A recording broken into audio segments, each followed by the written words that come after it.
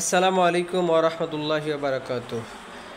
সুপ্রিয় দর্শক শ্রোতা, গতকাল রাজশাহী ইউনিভার্সিটির ছাত্র সংসদের যে ইলেকশন সেটি শেষ হয়েছে এবং ঢাকা বিশ্ববিদ্যালয় থেকে শুরু করে যে জয়ের সূচনা হয়েছিল বাংলাদেশ ইসলামী ছাত্র শিবিরের, সেই জয়ের ধারা অব্যাহত রয়েছে। আমি যদি বলি, ঢাকা ইউনিভার্সিটিতে 28টি পদের বিপরীতে 23টি, এরপর জাহাঙ্গীরনগর, যেখানে আসলে ইসলামপন্থীদের দাপট কখনোই ছিল না, যেমনটা ছিল না ঢাকা ইউনিভার্সিটিতেও।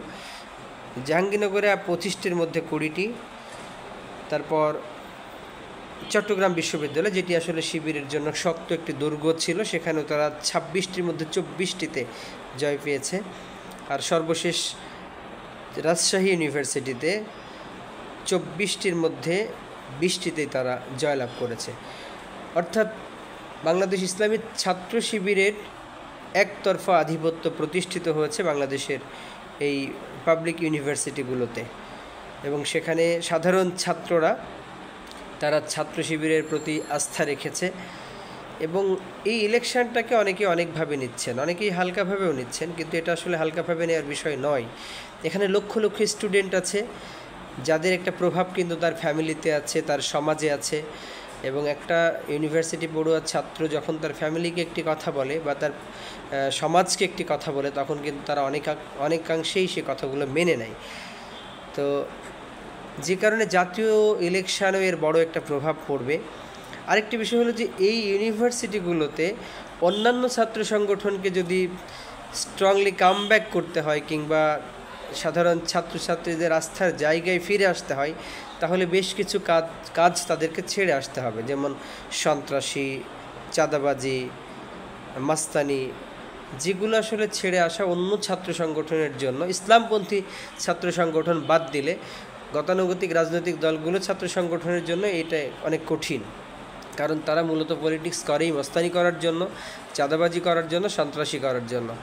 যে কারণে আমার মনে হয় যে এই ইউনিভার্সিটিগুলোতে ইসলামপন্থী ছাত্রদের যে দাপট প্রতিষ্ঠিত হলো বা আধিপত্য বিস্তার করতে পারলো, তারা এই জায়গাতে অন্যান্য সংগঠনগুলোর জায়গা নিতে বেশ কষ্ট হবে। অনেকেই বলতে পারেন যে সামনে ইলেকশন, সেই ইলেকশানে ইসলামপন্থী দলের বাইরে যদি কেউ সরকার গঠন করে, তাদের ছাত্র সংগঠন নিশ্চয়ই বড় একটা দাপট আবার দেখাবে। আসলে বিষয়টা এমন নয়, কারণ শেখ হাসিনার মতো এত শক্তভাবে রাষ্ট্র পরিচালনা করা কিংবা এভাবে আধিপত্য বিস্তার করার লোক তো খুব কমই ছিল। তার সেই শাসনকে চ্যালেঞ্জ জানিয়ে ইউনিভার্সিটির ছাত্রদের নেতৃত্বে তারা কিন্তু জয়লাভ করেছে। সুতরাং এই যে একটা আত্মবিশ্বাস তৈরি হয়েছে যে সরকারের বিপক্ষে, রাষ্ট্রের বিপক্ষে, অন্যায়ের বিরুদ্ধে প্রতিবাদ করে সফল হওয়া যায়, এইটা কিন্তু একেবারে অন্তরে যে বীজ বপিত হয়েছে, এটি কিন্তু প্রস্ফুটিত হবে সামনের দিনগুলোতেও।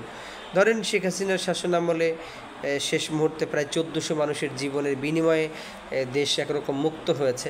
সামনে 14,000 মানুষকেও জীবন দিতে হলেও যে কোনো অন্যায়ের বিরুদ্ধে, ফ্যাসিবাদের বিরুদ্ধে, এছাড়া যে কোনো কিছুর বিরুদ্ধেই তারা কিন্তু রুখে দাঁড়াবে এবং জীবন বিলিয়ে দিয়ে এই পবিত্র মাতৃভূমিকে মুক্ত করতে তারা বদ্ধপরিকর থাকবে।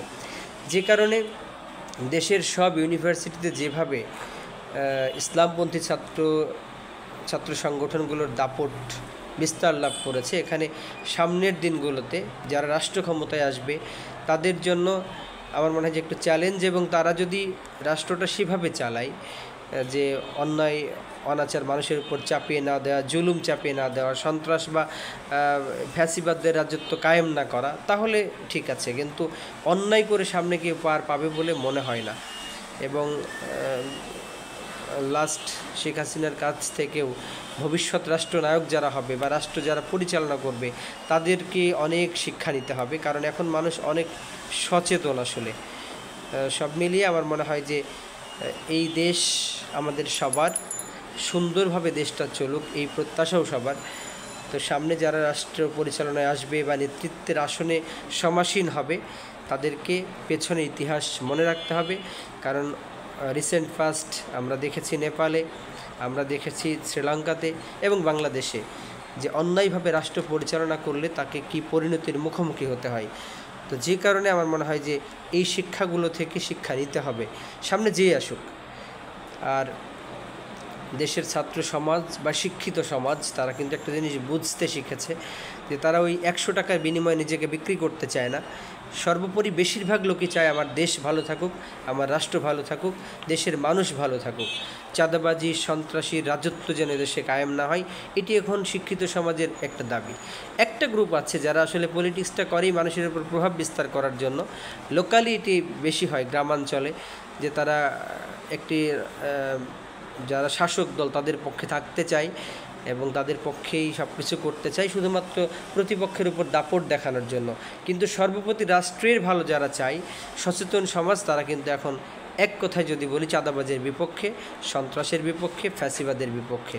সুতরাং আরেকটু সাবধান হতে হবে। দেশে যারা পলিটিক্যাল ব্যক্তিত্ববর্গ রয়েছেন বা রাজনৈতিক দলগুলো রয়েছেন, তাদের মধ্যেও এই সংস্কৃতি চালু করা দরকার এবং প্রতিটি কাজ, প্রতিটি সিদ্ধান্ত যেন হয় দেশের স্বার্থ রক্ষার জন্য, দেশের স্বার্থের পক্ষে। তাহলে কোনো সমস্যা নেই। তাহলে সাধারণ জনগণই সরকারকে টিকিয়ে রাখার জন্য চেষ্টা করবে। অন্যথায় শ্রীলঙ্কা, নেপাল এবং বাংলাদেশের চিত্র ভবিষ্যতেও অব্যাহত থাকবে ইনশাআল্লাহ।